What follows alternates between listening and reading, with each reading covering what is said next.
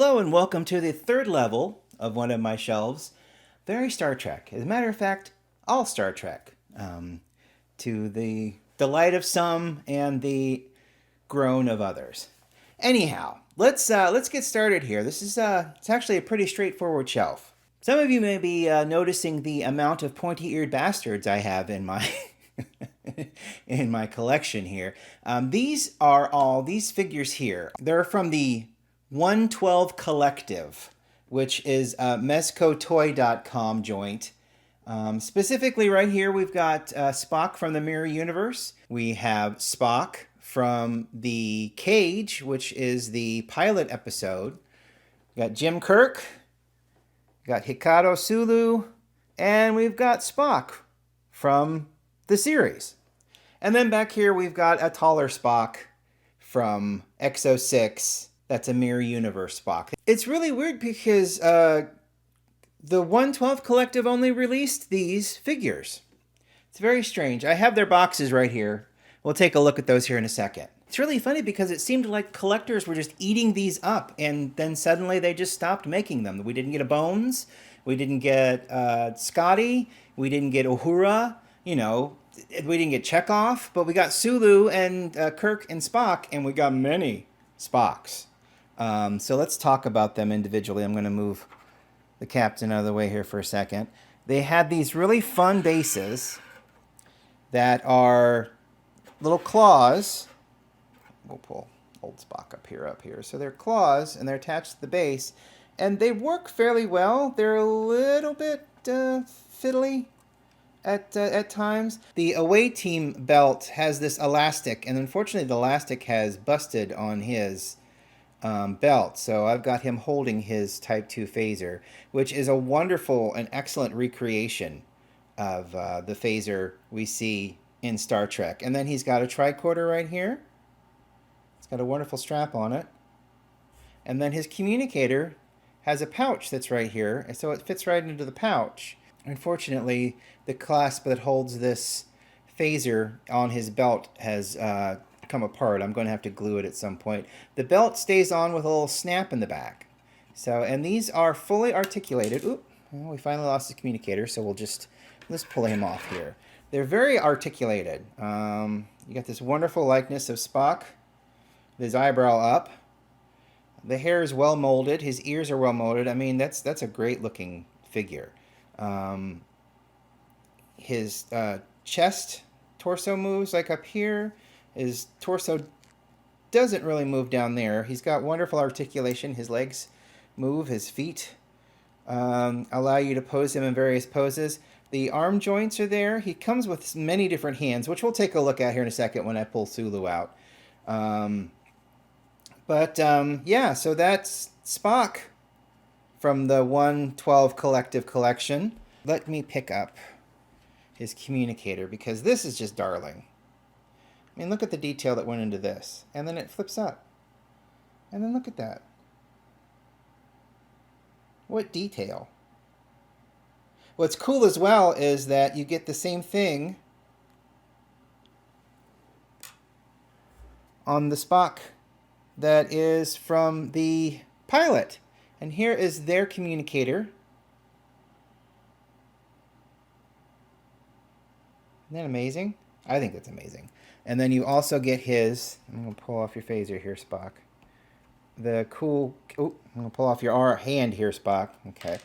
You get the really cool Pike era hand phaser. That's pretty nice. Yeah, and their hands come off. They have many different hands. And then, of course, this Spock gets a wonderful away team Velcroed jacket, and he's ready to parachute, apparently. But yeah, it fits really well. So he has his away team jacket and a hand that'll hold the communicator and a hand that'll hold the phaser. Arms are a little stiff, but I think that has more to do with the coat being a little stiff. So, but yeah, he's also got the nice boots and cuffed pants. Look at this again real quick. And it was more of a turtleneck shirt for the cast, whereas these ones come into more of a V-neck look. And then we have Mirror Spock, who has this really wonderfully detailed jacket. This does not come off. He has his dagger and he's got his hand phaser. But then you've got this wonderful little sash tied around the waist. The clothes do come off if that is your bag. I love these knee-high jack boots. It's kind of weird to say, but the jack boots are pretty cool. I like the way they look. They look really nice on this figure. And then we've got Sulu back here in the back. Oop, there I've lost his knife. See, it kind of sticks. It's got a little place there where it fits into his belt. Let me put that back on and we'll go on to Sulu. So backing up here for a second, here is the box that Sulu came in, just as an example of what we got here. And I will pull out his little multi-compartment here. So as you can kind of see, he has a second head, he has many hands, and he also comes with a foil, because in one of the episodes he goes crazy, takes his shirt off, and then he's got his foil where he's trying to fight all of the crew. And I believe that's what that head is for him to look a little crazier. But he had multiple hands, places for all of their gear and stuff, and it had a nice magnetic clasp on the front too. So, but why look at pictures when we can look at him in person here? The stand is really nice. It's functional. It's got a lot of points of articulation, so you can kind of pose and keep him stood up. It's just an interesting thing to have to fool with. Now here is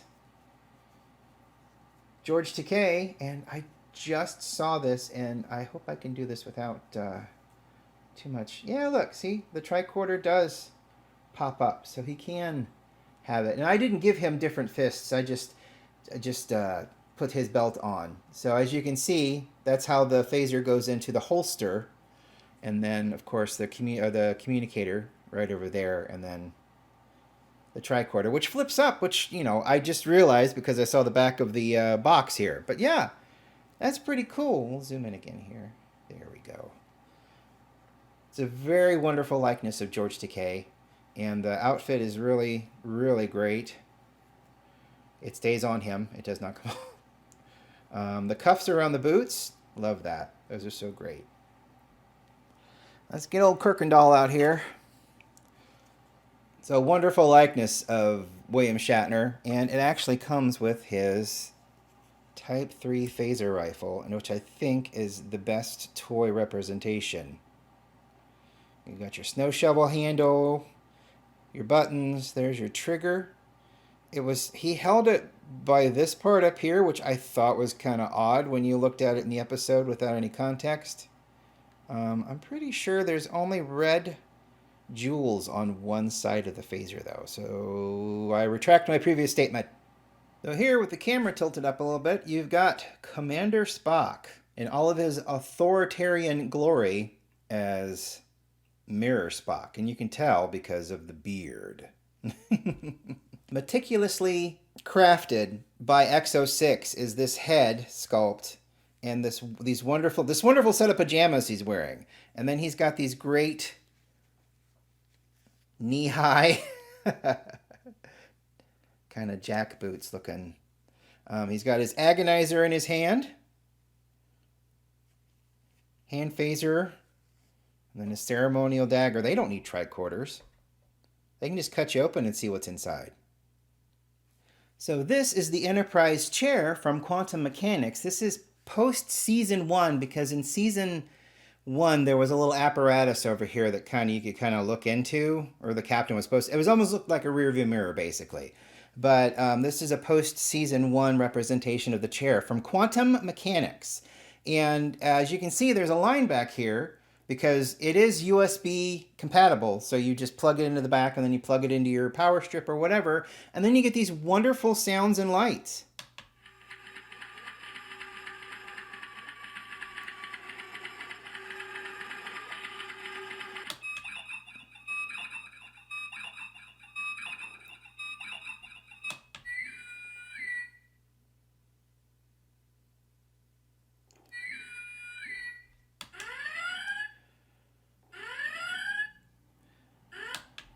You can see the panel over here lights up and the various buttons light up depending on what's going on.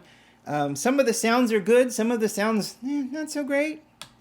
And you can see, isn't this wonderful? I love this little panel light right here glowing. And then you get all of the lights glowing over here. And then we're just scanning. And then we're hailing. And then we're red alerting. And I was excited when they announced the Spock for the Mirror Universe because I went on a search to try to find this chair for him because I thought it would be really cool if he sat in his chair, this chair with the agonizer. His legs are kind of stiff. I had him on there really good, and now I've taken him off and straightened him out. So this is going to be a wonderful little chore. I had his hand pressed over top of the buttons and whatnot. It's not too bad, I guess. Let's bring her back. I'll bring her over. There you go. That's pretty good. Yeah. Excellent. Now he's back in his chair. Like I said, it's powered off a USB. It does take 3 AA batteries. Me and batteries haven't been mixing very well these past couple of weeks, so I do not have batteries in it. I'm using the actual power plug-in. But yeah, so that's the chair, and that is Spock from the Mirror Universe. And this is the NCC 1701.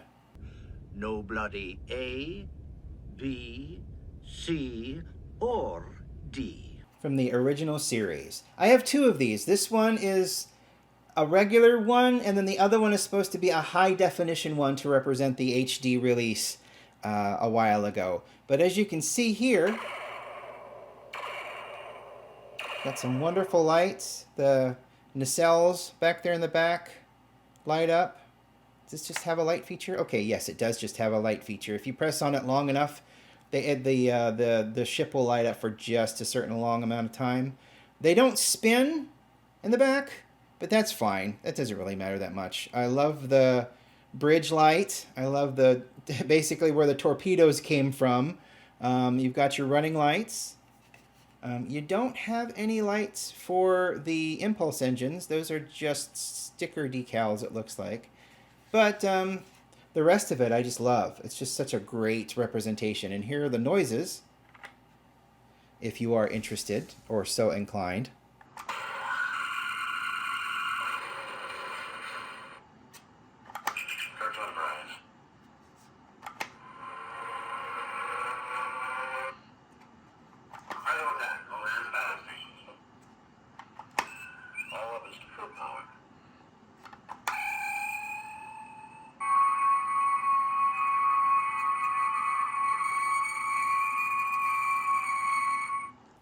The nacelles do change in light and intensity, which is kind of nice.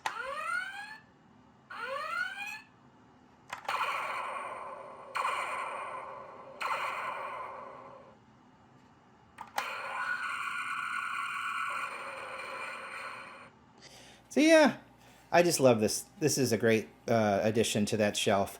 And then I also have, and we'll lay him to the side here real quick. I bought this because, of course, as Diamond Select bases do, that one broke. So I've actually purchased this off of eBay. And as you can kind of see, it's a dedicated one to the launch and commission of the first Enterprise.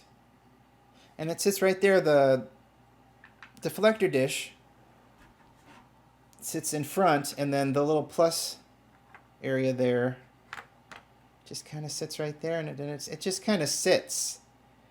So it's not the most stable thing, but then again, it doesn't move. I mean, it doesn't go anywhere. So normally But these aren't normal circumstances. And as you can see, it is pretty dusty and it's got my fingerprints all over it. So we're going to give it and these stands a thorough cleaning.